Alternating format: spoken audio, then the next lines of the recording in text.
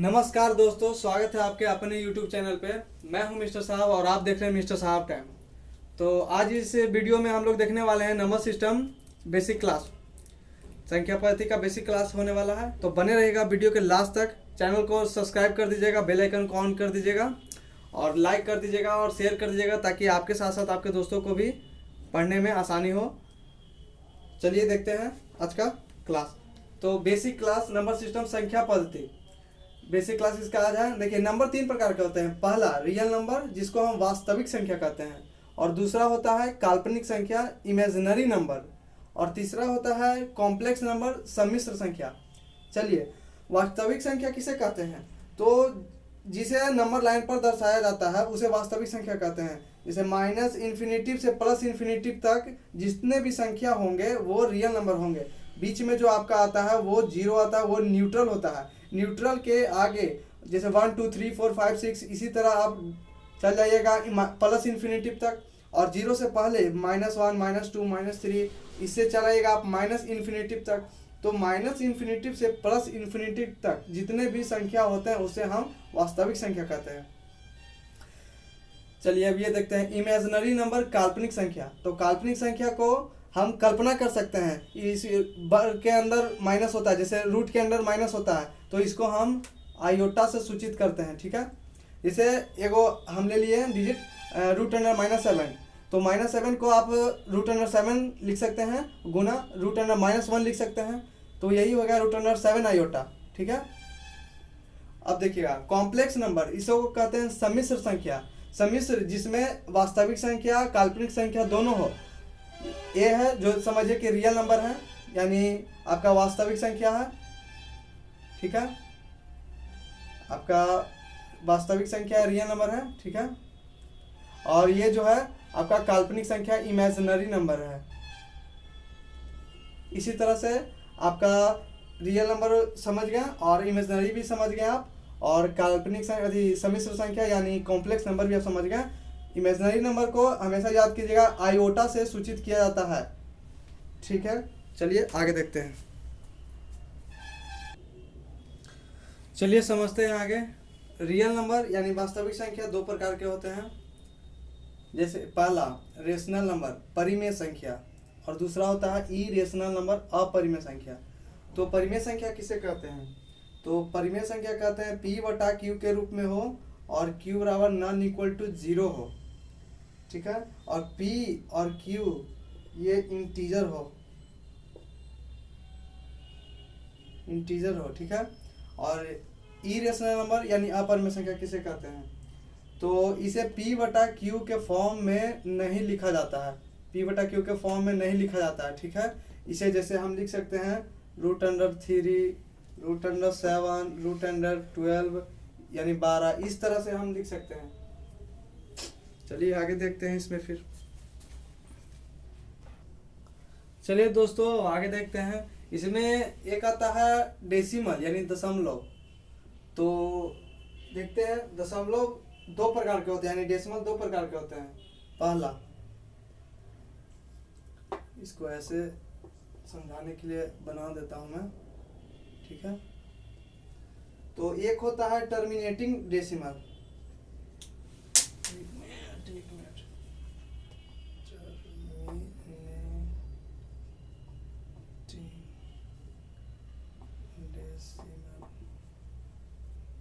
और एक होता है आपका नॉन टर्मिनेटिंग डेसिमल।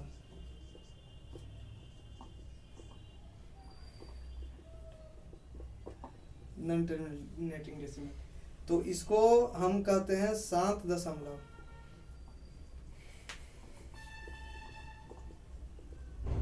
और इसे कहते हैं अशांत दशमलव।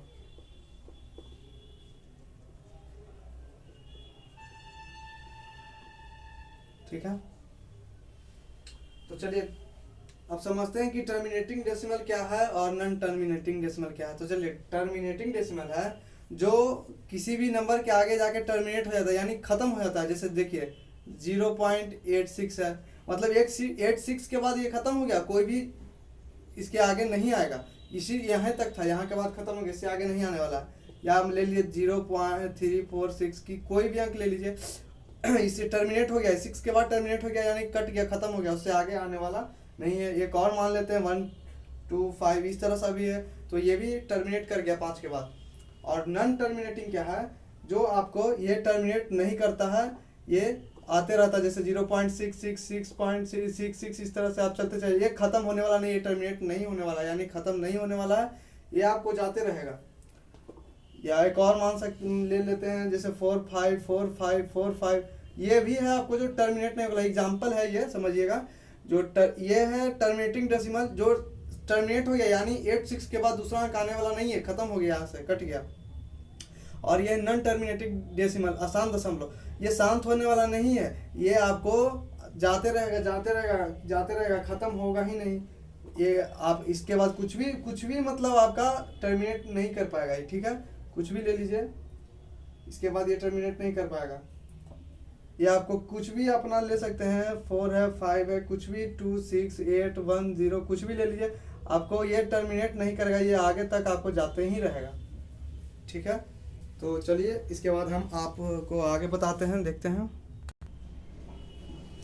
चलिए तो आगे देखते हैं, और इसमें अब आता है नॉन टर्मिनेटिंग डेसिमल, अशांत दशमलव। इसमें भी 2 पार्ट है, 2 भाग हैं, एक है रिपीटिंग डेसिमल और दूसरा है नॉन रिपीटिंग डेसिमल। तो चलिए समझते हैं। रिपीटिंग डेसिमल का एक नाम और है, इसे आप ये भी कह सकते हैं रेकरिंग इसका भी नाम है, RECRING, रेकरिंग, ठीक है। तो इसको रेकरिंग भी आप कह सकते हैं।